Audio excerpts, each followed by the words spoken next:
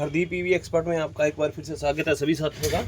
तो देखिए दोस्तों, आज आपको जानकारी देते हैं एक्जूम चार्जर के बेसिक के बारे में।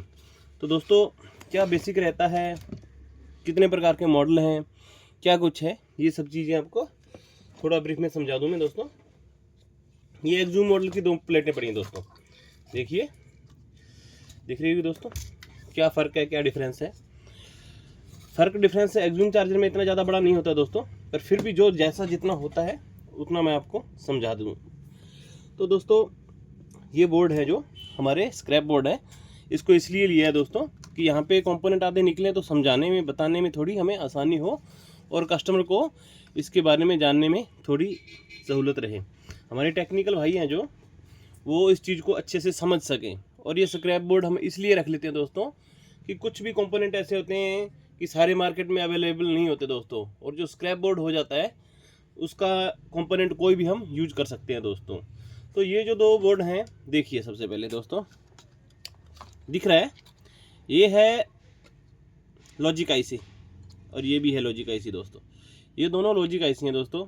डिफरेंस क्या है आपको दिख रहा होगा दोस्तों, बिल्कुल आपको दिख रहा है डिफरेंस। ये डिप में है और वो एसएमडी में है दोस्तों, ठीक है। ऐसा नहीं है कि इनमें कोई अंतर नहीं है दोस्तों, अंतर भी रहता है। इसका क्या रहता है, इसका अंतर दोस्तों, जब ये ऑपरेट कराता है, ऑपरेटिंग सिस्टम जब ऑन होता है चार्जर का, तो उस ऑपरेटिंग सिस्टम के अकॉर्डिंग दोस्तों ये कैसे चार्जर को ऑन कराता है, एसी डीसी कनेक्ट करके, क्या बेसिक रहता है इसका, कितने बार हाई ब्लिंक करके, और कब ये चार्जर को ऑन करता है, कब रिले ऑन होता है दोस्तों। तो इन दोनों के बेसिक प्रिंसिपल में थोड़ा थोड़ा दोस्तों डिफरेंस है दोस्तों। तो चीज़ प्रोसेस वही है लगभग, पर दोस्तों हर किसी के समझ में थोड़ा हटके आता है कि ये कैसे काम करेगा, किस प्रकार से करेगा। तो दोस्तों आपको बेसिक जानकारी मैं इसकी बता दूं। जैसे कि देखा जाए, हमारी यहाँ से एसी इनपुट होती है दोस्तों। एसी इनपुट होने के बाद एमओबी लग रखी है, फ्यूज है दोस्तों, डिस्टॉर्शन कैपेसिटर फिल्टर है, रिले कोयल है, ठीक है। और यहाँ से एसी रिले होगी दोस्तों, और ये ब्रिज हो गया। यहाँ तक सारा एसी का सर्किट है दोस्तों। एसी टोटल यहाँ से 220 सप्लाई इन होती है यहाँ पे, ठीक है। देखते रहिए दोस्तों आराम से कि यहाँ से चालू हुई एसी सप्लाई और यहाँ तक आती है 220, ठीक है दोस्तों।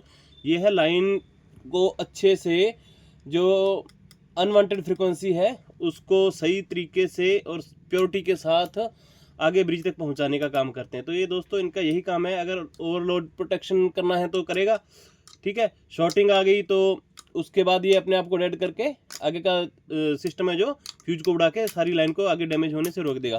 तो इनके बेसिक प्रिंसिपल होते हैं दोस्तों, जो हर किसी टेक्निकल भाई को पता होने चाहिए, ठीक है। ये लाइन फिल्टर है जो जिससे जो फ्रिक्वेंसी आती है अप ज़्यादा हो जाती है दोस्तों, किसी वजह से अप डाउन चलता है उसकी वजह से।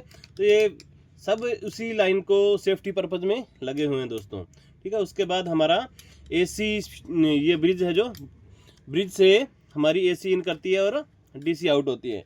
डीसी को और स्ट्रॉन्ग करने के लिए मेन फिल्टर कैपेसिटर लगा रखे हैं दोस्तों एक्जूम चार्जर में। ये देखिए 250,000 का ये हमारा कैपेसिटर रहता है।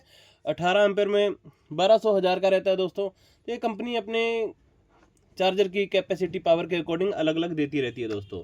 तो यहाँ से दोस्तों ये सप्लाई चलती है, 220 सप्लाई यहाँ पे आती है। उसके बाद मेन फिल्टर कैपेसिटर के यहाँ पे ये दोनों, इसका दोस्तों प्लस और इसका माइनस, यहाँ पे ये पॉइंट, ये माइनस है, ये प्लस है, यहाँ पे नापेंगे तो हमें 350 वोल्टेज प्रॉपर मिलनी चाहिए दोस्तों, यहाँ पे और यहाँ पे, ठीक है। और उसका एक मेन फिल्टर कैपेसिटर पे यहाँ पे या यहाँ पे नापेंगे तो उसका आधा, अगर 350 मिल रही है तो उसका हाफ दोस्तों हमें यहाँ पे मिलेगा।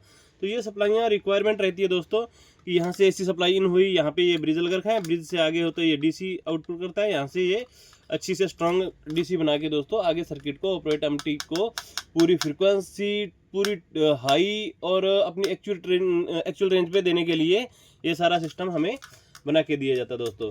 और आगे क्या रहता है दोस्तों, डीसी का क्या सीन रहता है, उसके बाद ये इसका 35-25 आईसी का क्या सीन रहता है, लॉजिक कार्ड का क्या सीन रहता है दोस्तों, ये धीरे धीरे स्टेप बाय स्टेप आपको बताएंगे। ये मेन आज हमने आपको लाइन क्लियर की है एसी की, एसी से यहाँ डीसी बनता है 350 वोल्ट। तो इस चीज़ की सप्लाई हमने आपको बता दी है। दोनों में दोस्तों वही सिस्टम है, सारे का सारा यही चीज़ लगा है, इसमें भी वही है सेम दोस्तों, ठीक है। बट थोड़ा बहुत 19-20 का फ़र्क है इसमें। 19-20 के फर्क के अंदर, मतलब ये लॉजिक कार्ड है, जो लॉजिक आईसी है इसका एसएमडी में लगा रखा है और इसका डिप के अंदर लगा रखा है दोस्तों। ये डिप वाला जो आईसी है इसका वर्किंग प्रोसेस कुछ थोड़ा हल्का अलग रहता है। जैसे दोस्तों इसको जब कभी रनिंग फेज में लेंगे हम तो आपको इसका जो मेन अंतर है वो दोनों दिखाएंगे। एक्सजूम चार्जर आते रहते हैं दोस्तों हमारी लोकल मार्केट, जैसे कि यहाँ पे हमारे हनुमानगढ़ में, तो एक्सजूम चार्जर की बहुत ज़्यादा डिमांड भी है और कस्टमर इसको पसंद भी करता है। ई रिक्शे वाले भाई से किसी से भी पूछते हैं कि भैया एक्सजूम चार्जर इतना बेनिफिट देता है कस्टमर को कि बैटरी की लाइफ भी अच्छी चलती है दोस्तों, और बैटरी को जल्दी डेड भी नहीं होने देता है। मतलब स्लोली चार्ज करेगा तो बैटरी का बैकअप उतना अच्छा आएगा। अगर मान लीजिए दूसरे चार्जर इसको दोस्तों कर रहे हैं 90 किलोमीटर के बैकअप पे, तो एक्सजूम चार्जर अगर आप करवा रहे हो तो 10 किलोमीटर की कैपेसिटी आपकी बढ़ के आएगी। ये सबसे बड़ा फ़ायदा और बेनिफिट है एक्सजूम चार्जर का दोस्तों। अगर आपको किसी भाई को लग रहा हो कि ये चीज़ें नहीं हैं तो मुझे कमेंट सेक्शन में ज़रूर बताएं दोस्तों कि भैया आप ऐसा कुछ बोल रहे हो, क्योंकि हम इन चीज़ों को एक्सपेरिमेंट बेस कर चुके हैं कि एक्सजूम चार्जर का जो चार्जिंग करने का मेथड है दोस्तों स्लो ज़रूर है बट इतना अच्छी तरीके से करता है कि कस्टमर की गाड़ी अन्य चार्जरों के मुकाबले 10 किलोमीटर एक्स्ट्रा ही चलेगी। और दूसरी बात यह है दोस्तों कि इसके द्वारा जो बैटरी चार्ज की जाती है, एक्सजूम चार्जर जिस किसी ई रिक्शा वाले दोस्त के पास होता है, अगर उसकी बैटरी साल चल रही है, 1.5 साल चल रही है, तो इसकी दोस्तों 2 से 4 महीने एक्स्ट्रा ही निकालेगी। इतनी अच्छी एफिशिएंसी और सब कुछ अच्छा सिस्टम कंपनी ने बना के लगाया है एक्सजूम चार्जर के अंदर। तो दोस्तों जैसे आज आपको पता लग चुका है कि एसी का ये पार्ट मैं आपके साथ कंप्लीट कर चुका हूँ यहाँ तक का। आगे एमटी कैसे चालू होता है, ड्राइवर सेक्शन कैसे काम करता है, लॉजिक कार्ड में क्या रहता है, इंडक्टर कोयल का क्या सिस्टम है, डीसी का क्या सिस्टम है, तो दोस्तों ये सब चीज़ें हैं जो आपको स्टेप बाय स्टेप बताई जाएंगी दोस्तों। तो बता देता हूँ छोटे छोटे मैं ब्रीफली कि ये एसी का सेक्शन हो गया सारा दोस्तों, और ये एमटी को चालू करने के लिए सिस्टम हो गया दोस्तों। उसके बाद लॉजिक कार्ड का सेक्शन हो गया, ये डीसी का सिस्टम हो गया दोस्तों। डीसी कैसे आउटपुट करता है, कैसे इनपुट करता है, कैसे डीसी इन करने पे उसको सेंस करता है, तो ये चीज़ें सब दोस्तों आपको मैं वीडियो में देता रहूँगा। तो एक वीडियो में सारा बताएंगे तो दोस्तों ये बहुत लंबा हो जाता है। तो आगे का वीडियो देखने के लिए दोस्तों मेरा अगले वीडियो का इंतज़ार करें, आगे मैं डालता रहूँगा दोस्तों। और शॉर्ट्स के अंदर में भी मैं कुछ ना कुछ डालता रहता हूँ, वो भी जानकारी अच्छी देता हूँ दोस्तों, पर शॉर्ट्स के अंदर इतना नहीं पता चलता है। लंबी वीडियो आप अगर ढंग से देखेंगे तो आपके ये चीज़ें अच्छे से समझ में आती रहेंगी दोस्तों।